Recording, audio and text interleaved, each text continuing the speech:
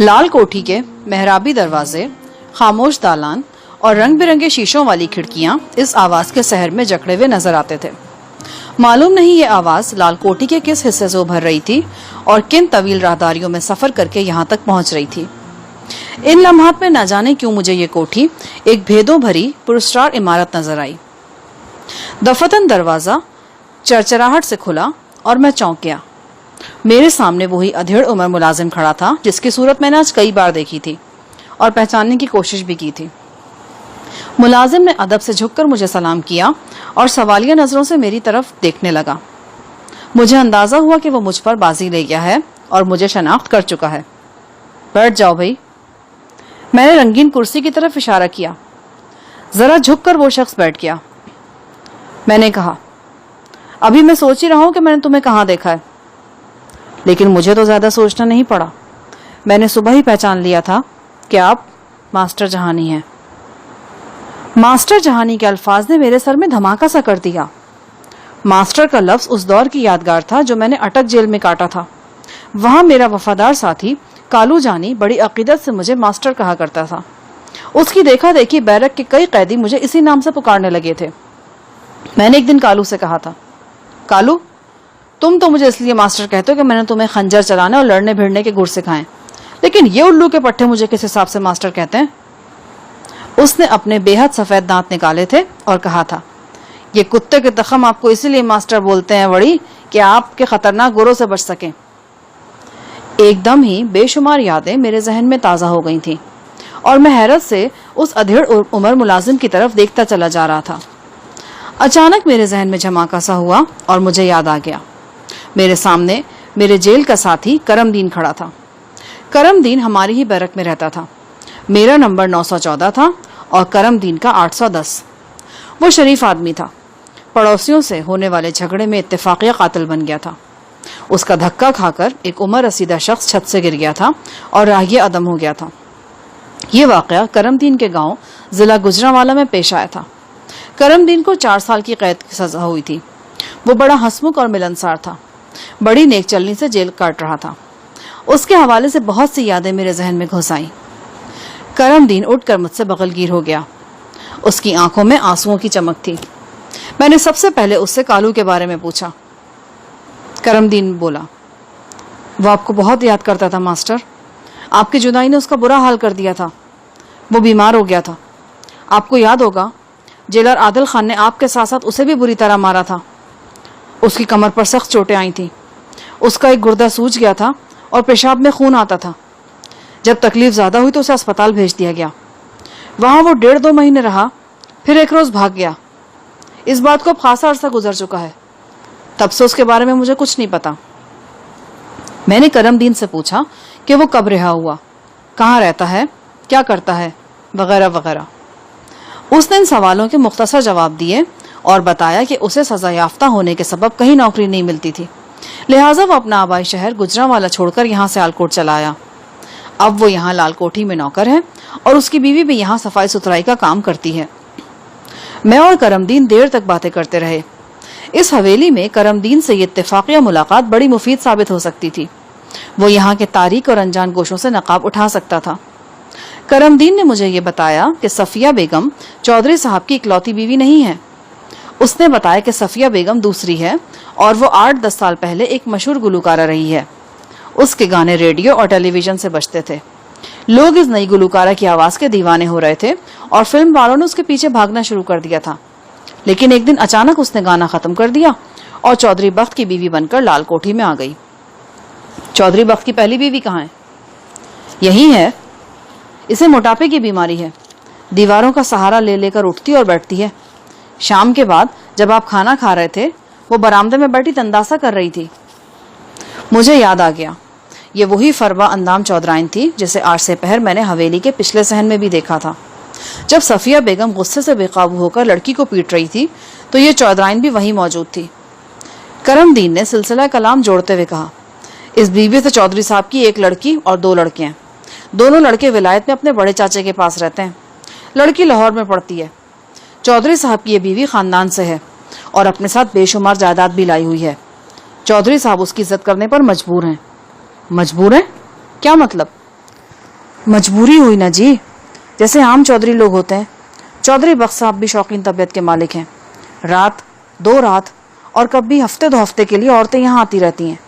बेगम साहिबा यानी सफिया बेगम तो बड़ी साबिर शाकिर तबीयत की मालिक हैं।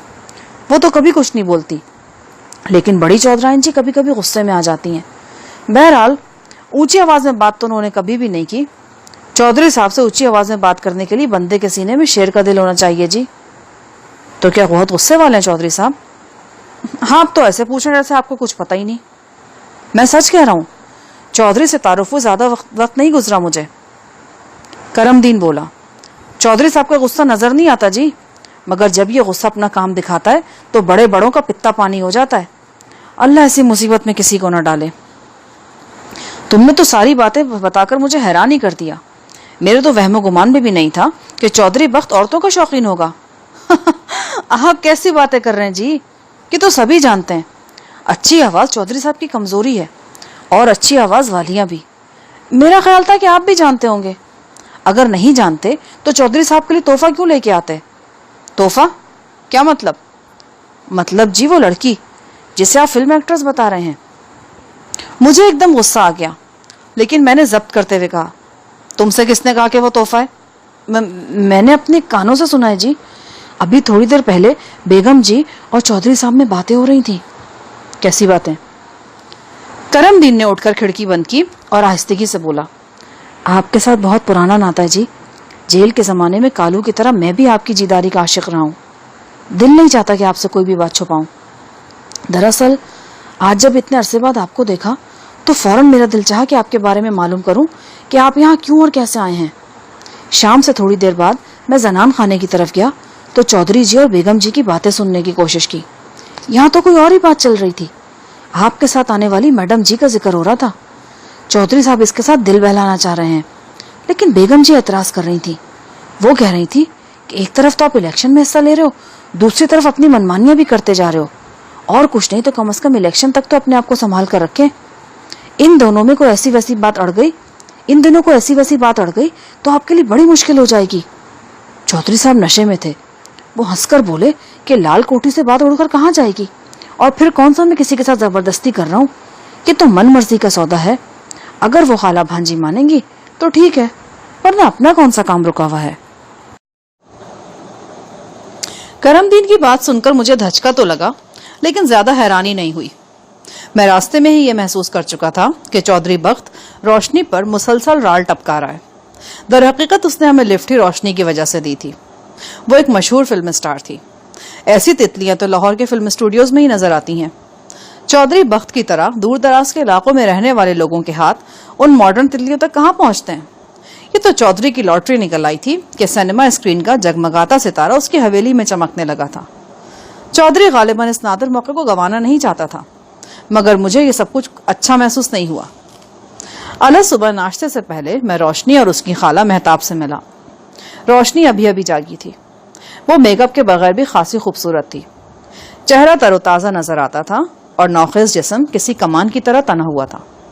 उसकी भेद भरी गहरी बादामी आंखें किसी भी शख्स का बेड़ा गर्क कर सकती थीं।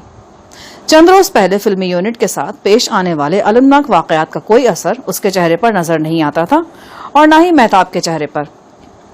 मैंने रोशनी की खाला महताब से पूछा, राज चौधरी ने तुमसे कोई बात की है?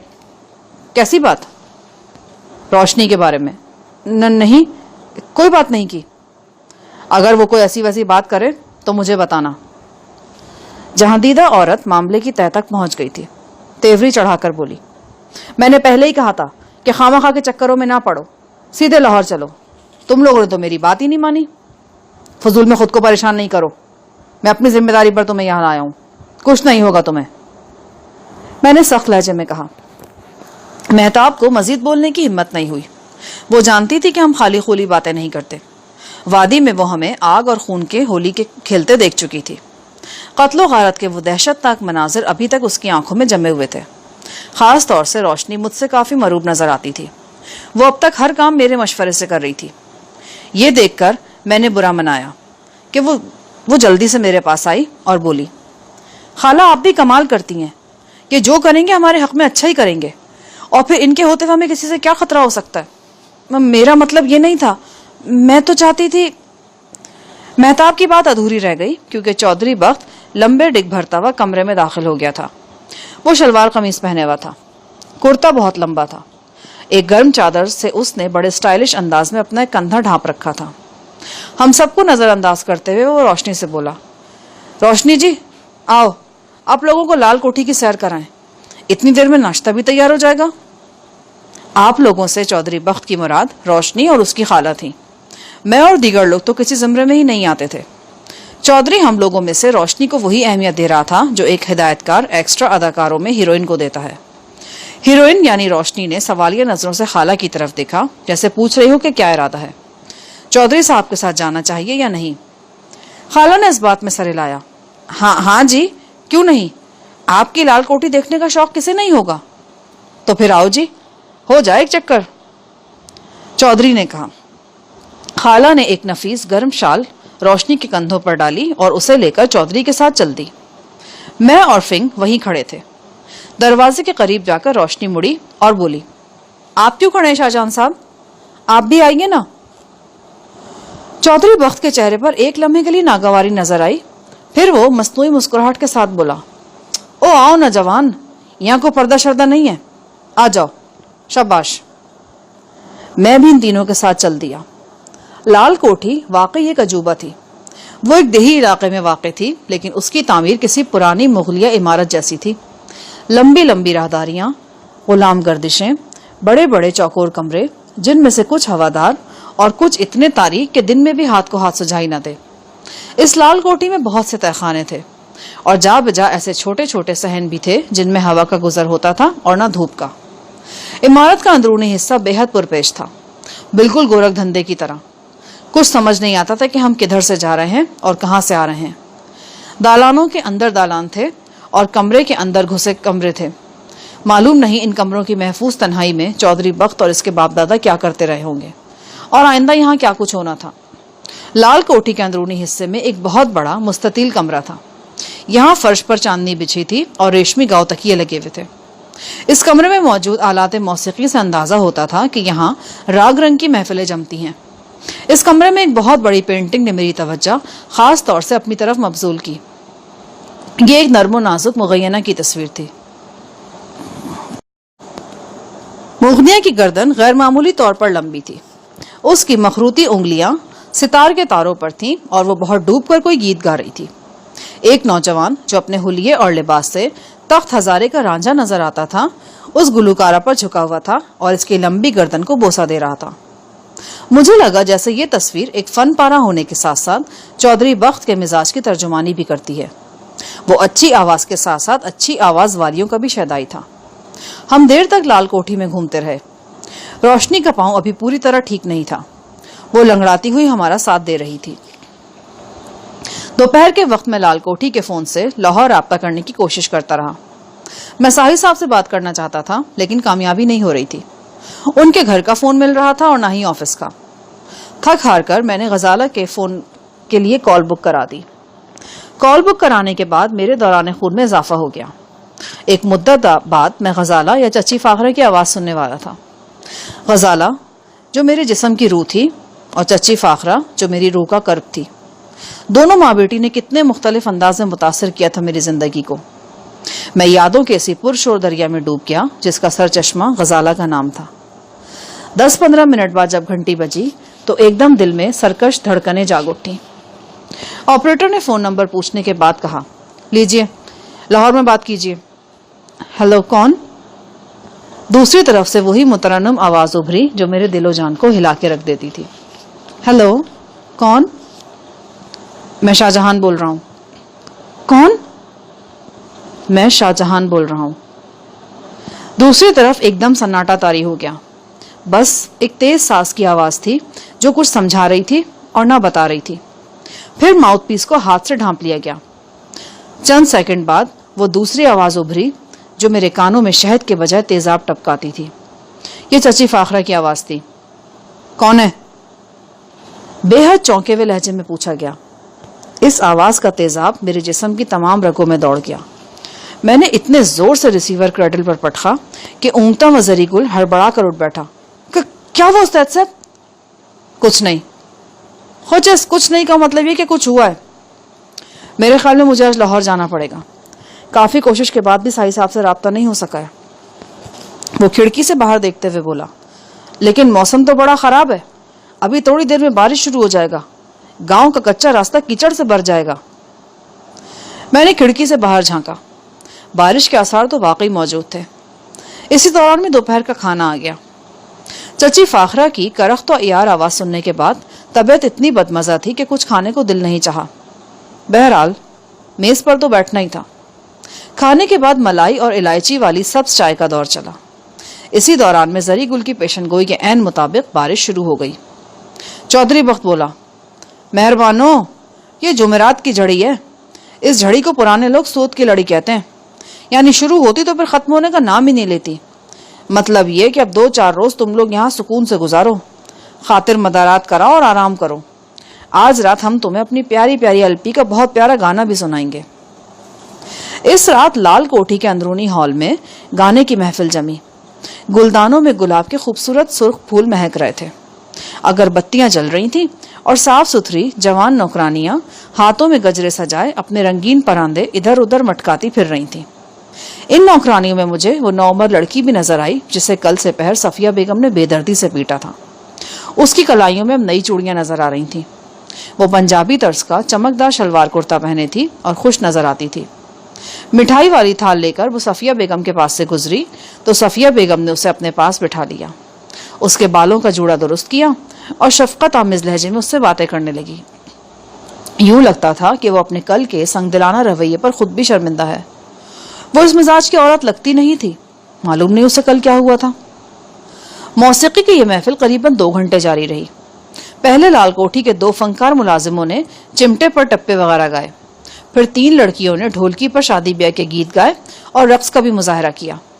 रोशनी ने भी एक फिल्मी गीत सुनाया। उसकी आवाज रसीली थी मगर गाती वाजबी सा थी। आखिर में सफिया बेगम ने महफिल लूट ली। उसने अपनी आवाज के जादू से चौधरी समेत सबको महसूर कर दिया।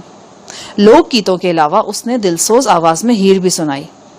हीर सुनाते हुए उसकी आवाज दर्द से करहा रही थी। मुझे यूं लगा जैसे वो अपने सीने में गम का कोई समंदर छुपाए हुए है।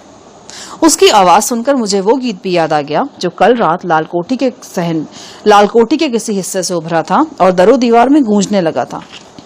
यकीनन वो गीत भी सफिया बेगम ही गा रही थी। ये उससे अगली रात का वाकया है।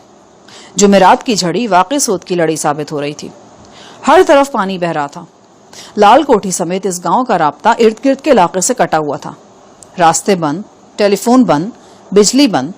लाल कोठी में जनरेटर मौजूद था वरना मुसीबत हो जाती। लाल कोठी के अस्तबल की तरफ से कभी कभी कुत्तों के भौंकने की आवाजें आती थीं। ये बड़े खूंखार किस्म के कुत्ते थे और रात को ही नहीं दिन के वक्त भी पहरे पर मौजूद रहते थे। जरगोना मेरे साथ चिमट कर लेटी हुई थी और कहानी सुन रही थी। इन 2 सितारों की कहानी जो दूर दराज पहाड़ों से चलकर हमारे साथ साथ यहाँ पहुंच गए थे और हर दम जमीन की तरफ देखते रहते थे। वो अपनी प्यारी बेटी को देखते थे और जब वो मुस्कुराती थी तो वो भी मुस्कुराने लगते थे। अचानक मैं चौंक गया। जरी गुल तेज कदमों से अंदर दाखिल हुआ था। उसका चेहरा लाल भभूका हो रहा था। मेरे करीब पहुंचते ही वो बोला, उस्ताद साहब, मैं ऐसी बेगैरती बर्दाश्त नहीं कर सकता। हम इस चौधरी साहब का खोपड़ा तोड़ देगा। बाद में जो भी होगा देखा जाएगा। लेकिन हुआ क्या है ये पूछो जनाब के क्या नहीं हुआ। वो चौधरी का बच्चा रोशनी को उठाकर अपने बेडरूम में ले गया है। हम खुद अपनी आंखों से देखकर आ रहा है। उठाकर ले गया? क्या मतलब? उस्ताद साहब, अब उठाकर ले जाने का मतलब तो यही है ना कि वो उठाकर ले गया।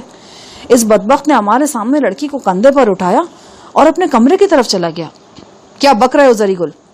हमको पता था आपको यकीन नहीं आएगा। खुद हमको भी यकीन नहीं आया था। हम टहलता हुआ पिछले कमरों की तरफ चला गया था। हमको चौधरी के हंसने का आवाजें आया। ये आवाजें उसी कमरे से आ रहा था जहां हमने कल गाना बजाना सुना था। ऐसा लग रहा था जैसे चौधरी नशे में था। हमने एक खिड़की में से देखा, वहां चौधरी के अलावा रोशनी और उसकी खाला भी था। चौधरी हंस हंसकर उन लोगों से बातें कर रहा था जैसे उसे किसी का खतरा ही ना हो। वो रोशनी को अपने साथ चलने के लिए कह रहा था। रोशनी भी शशोपंज में था। कभी चौधरी की तरफ देखता, कभी खाला की तरफ। फिर खाला बोला, चली जाओ बेटा, चौधरी साहब बड़ा अच्छा आदमी है। रोशनी भी चौधरी के साथ चल दिया। रोशनी का खाला बोला, चौधरी साहब जरा ख्याल रखिएगा, बच्ची है। चौधरी बोला, हमारा दिल, हमारी जान, हमारा आंखें सब इसके कदमों में। रोशनी बीबी जरा जरा सा लंगड़ा कर चल रहा था। चौधरी साहब ने उसे बाजुओं में उठा लिया और हंसता हुआ अपने कमरे की तरफ चला गया। हम तो ये देखकर शर्म से पानी पानी हो गया। ऐसा दीदा दिलेरी, ऐसा बेखौफी। जरगोना उर्दू नहीं जानती थी, लिहाजा इसकी समझ में कुछ नहीं आ रहा था कि हम कह क्या रहे हैं। वो बस लिहाफ में बैठी एकटक हमारी तरफ देखती जा रही थी। मैंने जरी गुल को इसके पास छोड़ा और रोशनी की खाला के पास जा पहुंचा। वो अपने कमरे में खिड़की के पास खड़ी थी और अंगीठी पर हाथ ताप रही थी। मैं क्या सुन रहा हूं मेहताब बानो, रोशनी कहाँ है? जब तुम जान ही गए हो तो मुझसे क्यों पूछ रहे हो? चौधरी साहब इसे अपने साथ लेकर गए हैं। क्यों क्यों किया तुमने ऐसा? अरे लो, ना करती तो क्या करती, जान गंवा लेती अपनी बच्ची की और अपनी भी। ये सब कुछ तो होना ही था। इस हवेली में वही कुछ होगा जो चौधरी साहब चाहेंगे। तुम्हारा मतलब ये कि चौधरी ने जबरदस्ती की है? मेरी रगों में आग भड़क उठी थी। जबरदस्ती की भी कई किस्में होती हैं बेटा जी। अगर हम मेहताब की बात अधूरी रह गई। करमदीन दरवाजे पर नजर आया। जनाब, माफी चाहता हूं, आप 1 मिनट के लिए मेरी बात सुन सकते हैं? करमदीन का मायनेखेज अंदाज देखकर मैं ठिठका और इसकी बात सुनने के लिए कमरे से बाहर आ गया। करमदीन मुझे बरामदे में ले गया। यहाँ ठंडी हवा थी और गार्डिनिया के पत्तों पर बारिश के गिरने से मुसलसल आवाज पैदा हो रही थी। एक बड़े सुतून की ओट में खड़े होकर करमदीन बाहिस्तगी बोला, मास्टर साहब, आप किस फरेबी औरत से बात कर रहे हैं? इसने चौधरी साहब से लंबे नोट लिए। 50-60 हजार से क्या कम कमाए होंगे इसने। मेरी घरवाली ने खुद देखा चौधरी साहब को सेफ से नए नोटों की गड्डियां निकालते हुए और इस फराडन के कमरे में जाते हुए। आप क्यों परेशान होते हैं जी? ये लोग होते ही बिकने के लिए हैं। फिल्मों में काम शाम करने का तो बस बहाना होता है, वरना इनकी असल आमदनी तो यही होती है। जितना बड़ा नाम होता है इतनी बड़ी कीमत होती है। अब देख लें, हम सारी जिंदगी भी लगे रहें तो 50-60 हजार ना कमा सकें और ये बुढ़ी भैंस 2-4 रोज में कमा कर ले जाएगी। लानत ऐसी कमाई पर। मैं मेहताब की दीदा दिलेरी और अय्यारी पर हैरान हो रहा था। सुबह तक वो कह रही थी कि चौधरी को अपनी बेटी की तरफ आंख उठाकर भी नहीं देखने देगी और अब नोट गिनने के बाद उसे खुद चौधरी के साथ रवाना कर चुकी थी। चौधरी की बेबाकी और सीनाजोरी भी काबिले दाद थी। वो अपनी 2 बीवियों और दर्जनों मुलाजमों की मौजूदगी में खुल खेल रहा था। करमदीन की बात सुनकर और उससे मिलकर मुझे यकीन हो गया कि रोशनी और मेहताब बानो से कोई जबरदस्ती नहीं की गई है और इस यकीन के बाद मेरी परेशानी भी एकदम 100 से 0 पर आ गई। मेहताब के मकरू चेहरे पर निगाहें डाले बगैर मैं अपने कमरे में वापस आ गया। करमदीन भी मेरे साथ ही आया था। मेरी वापसी तक जरी गुल जरगोना को सुला चुका था और बेचैनी से कमरे में टहल रहा था। हम दोनों अंगीठी के नजदीक बैठ गए। मैंने करमदीन से कहा कि दरवाजा बंद करके वो भी आ जाए। वो कुछ देर तजब्जब में रहने के बाद हमारे पास आ बैठा। मैंने करमदीन से पूछा, चौधरी की बीवियां चौधरी को इन खरमस्तियों को कैसे बर्दाश्त करने देती हैं? बड़ी बीवी को तो आप किसी गिनती में न लाए जी। वो इतनी मोटी और सुस्त हो चुकी कि उसे अपने आप से ही फुर्सत नहीं। वाकई रही बेगम जी तो उन्होंने भी अपने दिल पर पत्थर रख लिया है। 9-10 साल पहले वो चौधरी के लिए सब कुछ छोड़कर यहाँ चली आई थी। अब चौधरी ने छोड़कर सब कुछ कर रहा है। वो सब कुछ देखती हैं लेकिन सी नहीं करती। आप ये सुनकर हैरान होंगे कि वो चौधरी की हर बात मानती हैं। यहाँ तक कि कभी कभी चौधरी की अय्याशी के लिए आने वाली औरतों को अपने हाथ से सजा बनाकर चौधरी के कमरे में भेजती हैं। आपकी इत्तला के लिए अर्ज है कि अभी थोड़ी देर पहले वो चौधरी के हुक्म पर रोशनी को गोटे किनारे वाला लाल जोड़ा पहना रही थी। लाल रंग बड़ा पसंद है हमारे चौधरी जी को। उनका बस चले तो अपने आले दुआले की हर चीज को लाल करा दें। मैं करमदीन की बातें सुन रहा था और अपनी जगह खामोश बैठा था। एक नक्काहट और लाताल्लुकी सी दिलो दिमाग में सरायत कर गई थी और इसके साथ साथ ये एहसास भी हो रहा था कि ये हवेली जितनी पेचीदा है इतने ही पेचीदा इसके लोग भी हैं। थोड़ी देर हमारे पास बैठकर करमदीन वापस चला गया। उसका चले जाना ही बेहतर था। हवेली का कोई फर्द उसे हमारे पास देख लेता तो खामखा शक में पड़ जाता। जरीगुल अभी तक गुस्से में था। अंगीठी की रोशनी में उसका सुर्ख चेहरा कुछ और भी सुर्ख नजर आ रहा था। मैंने उससे कहा, तुम हर वक्त फिल्म वालों की बातें करते हो ना, देख रहे हो फिल्म वालों में कैसे कैसे बुरे लोग भी होते हैं और बड़ा बड़ा अच्छा लोग भी होता उस्ताद जी। आप लाला सुधीर को, बदर मुनीर को और मोहम्मद अली साहब को क्यों भूल रहा है? और नदीम साहब, वो तो हमको बिल्कुल फरिश्ता लगता है। हाँ, फिल्मी लोगों में तो ऐसे लोगों को फरिश्ता ही कहना चाहिए। आप फिर कोई हेर फेर वाला बात कर गया ना, लेकिन हम इस वक्त बहस के मूड में नहीं है। وہ اٹھ کر بستر پر لیٹ گیا اور گہری سوچ میں کھو گیا. میں وہیں آگ کے سامنے بیٹھا سگریٹ پھونکتا رہا. طبیعت سخت مقدر ہو رہی تھی. پیکٹ میں صرف 3 سگریٹ تھے. وہ ختم ہو گئے تو میں نے خوابدیدہ زرغونہ کو کندھے سے لگایا اور فنگ کے پاس چھوڑنے ان کے کمرے کی طرف چل دیا. مہتاب بانو سر سے پاؤں تک لحاف اوڑے لیٹی ہوئی تھی یا سو رہی تھی. فنگ ابھی جاگ رہی تھی. چودھری کی فطرت کا علم ہونے کے بعد ضروری تھا کہ فنگ اپنی طرف سے ہوشیار اور چوکس رہتی. میں نے فنگ کو سمجھایا کہ وہ رات کے وقت کمرے کا دروازہ اندر سے بند رکھے اور کسی اجنبی کے لیے دروازہ نہ کھولے. میں واپس روانہ ہوا تو ہال نما کمرے کی جانب سے ستار کی مدھم آواز سنائی دی. کوئی کومل سروں میں بڑی آہستگی کے ساتھ ستار بجا رہا تھا. میرے قدم اس طویل راہداری کی طرف مڑ گئے جس کے آخری سرے پر راگ رنگ کا ہال نما کمرہ موجود تھا. کمرے کا منقش دروازہ اب کھلا تھا. سفید چاندنی پر ہلکی دودیا روشنی میں ایک اداس مورتی بے حس و حرکت بیٹھی تھی. اس کی انگلیاں درد بھرے انداز میں ستاروں کے تار پر گردش کر رہی تھیں. شاید اس کے پورے جسم میں صرف یہ 2 انگلیاں ہی تھیں جن میں زندگی کے آثار تھے. یہ چودھری بخت کی LP صفیہ بیگم تھی. جو دھن وہ بجا رہی تھی وہ میں اٹک جیل میں کئی بار سن چکا تھا.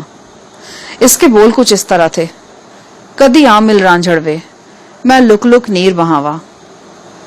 اٹک جیل کی شمالی بیرکوں میں یہ قیدیوں کا پسندیدہ ترین گیت تھا.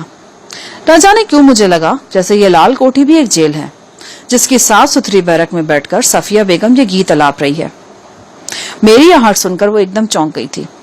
تاروں پر اس کی انگلیاں رک گئیں اور وہ سواریاں نظروں سے میری طرف دیکھنے لگی جیسے پوچھ رہی ہو کہ اتنی رات گئے میں یہاں کیا کر رہا ہوں. معافی چاہتا ہوں جی، آپ کے ستار کی آواز مجھے یہاں کھینچ لائی. آپ بہت اچھا بجاتی ہیں. شکریہ. کیا میں یہاں بیٹھ سکتا ہوں؟ ضرور بیٹھیے، لیکن میں کسی کی موجودگی میں نہیں بجا سکتی. لیکن کل رات تو آپ نے گیت سنائے تھے. وہ اور بات تھی. اسی دوران میں جوتے اتار کر اندر آ چکا تھا. یوں ہی بات چلانے کے لیے میں نے کہا: میرا خیال ہے کہ میں نے چند سال پہلے آپ کو ٹیلی ویژن پر بھی دیکھا ہے. کوئی بلیک اینڈ وائٹ پرانا گانا چل رہا تھا. یہ سب گئے زمانے کی باتیں بھائی صاحب. اب تو یہ حویلی، یہ گاؤں اور یہاں کے لوگ ہی میرے لیے سب کچھ ہیں. معاف کرنا جی، ذرا ذاتی قسم کی بات ہے. مجھے لگتا ہے کہ زندگی میں آپ نے بہت صدمے اٹھائے ہیں اور ان صدموں اور دکھوں نے آپ کی آواز میں خاص درد بھر دیا ہے. بھائی صاحب، صدمے اور دکھ کس کی زندگی میں نہیں ہوتے؟ میری نگاہ راہداری پار کر کے اس دروازے پر جم گئی جس کے پیچھے لمبا تڑنگا چودھری بخت مختصر سی لیکن خوبصورت روشنی کے ساتھ موجود تھا. ایک عورت کے لیے اس بند دروازے کا منظر کس قدر درد انگیز ہوتا ہے جس کے پیچھے اس کا شوہر کسی عورت کے ساتھ خوش فعلیاں کرتا ہے. میرے دل میں آئی کہ اس دروازے کی طرف اشارہ کروں اور کہوں کہ میں ان صدموں کی بات کروں صفیہ بیگم جو اس بند دروازے کے پیچھے ریشمی اندھیرے میں تمہارے لیے جنم لیتے ہیں. لیکن یہ بات بالکل ذاتی ہو جاتی، لہٰذا میں زبان پر نہیں لا سکا. صفیہ بیگم کی ذہین نگاہیں جیسے میرے سینے سے آر پار ہو گئیں اور انہوں نے میرے دل میں جھانک لیا. آپ کا اشارہ جن دکھوں کی طرف ہے میں سمجھ رہی ہوں، لیکن میں نے دکھ نہیں سمجھتی. شاید انہیں دکھ سمجھنا بھول گئی ہوں. یہ واقعات تو میری روزمرہ کی زندگی میں شامل ہو چکے ہیں اور میری جیسی ہر چودھرائن کی زندگی میں شامل ہوتے ہیں. میرے لیے یہی بہت ہے کہ چودھری صاحب مجھے ہر ایک سے بڑھ کر چاہتے ہیں. ان کے دل میں جو جگہ میرے لیے ہے وہ صرف میرے ہی لیے ہے. مگر یہ سب کچھ آپ کسی اور ماحول کی بات کر رہے ہیں.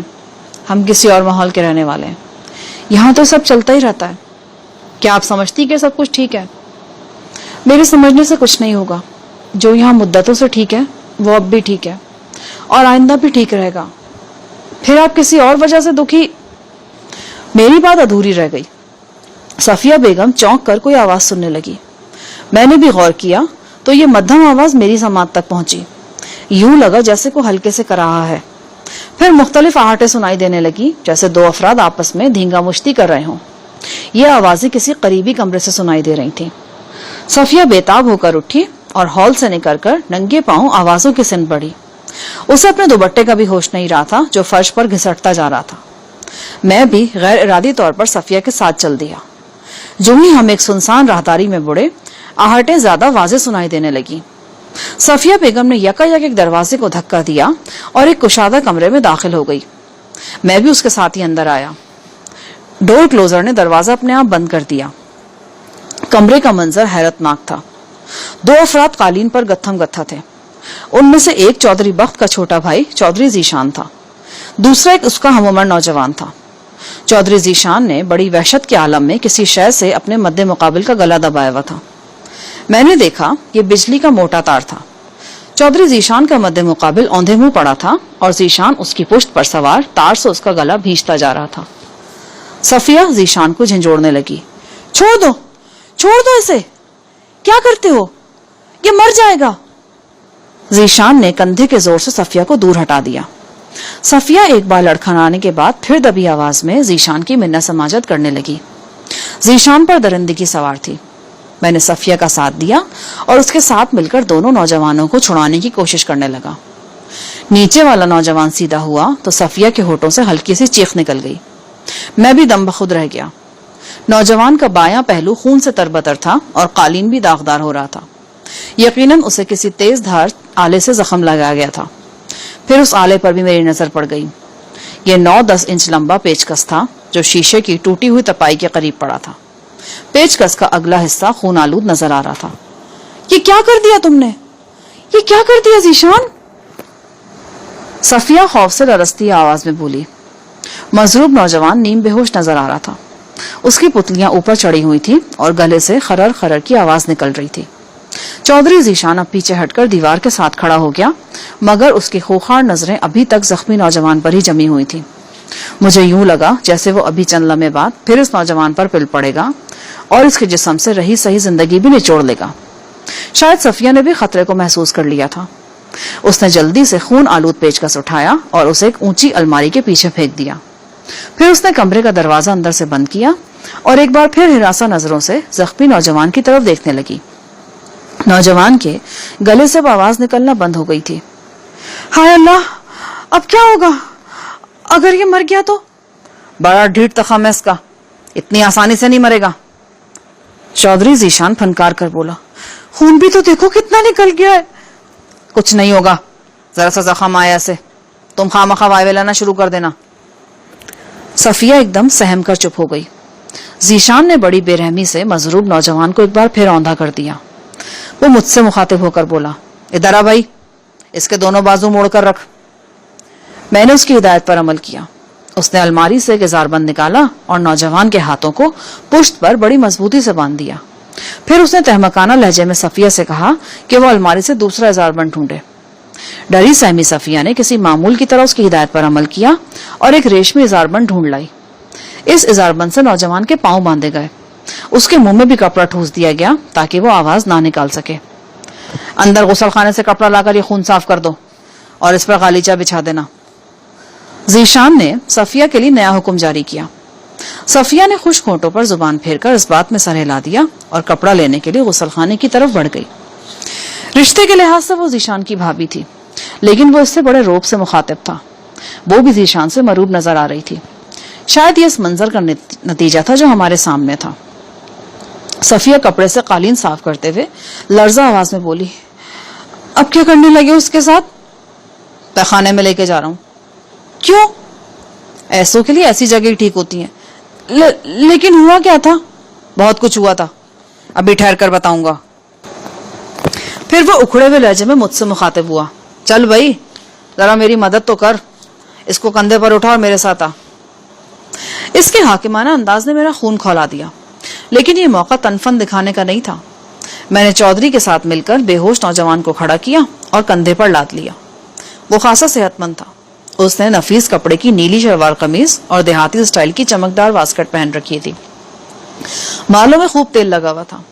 جب میں نے اسے کندھے پر اٹھایا تو میری نگاہ اس کی ہاتھ کی پشت پر پڑی۔ یہاں انمٹ روشنائی سے چھوٹا سا پھول بنا تھا اور ایک نام لکھا تھا۔ یہ ذیشان کا نام تھا۔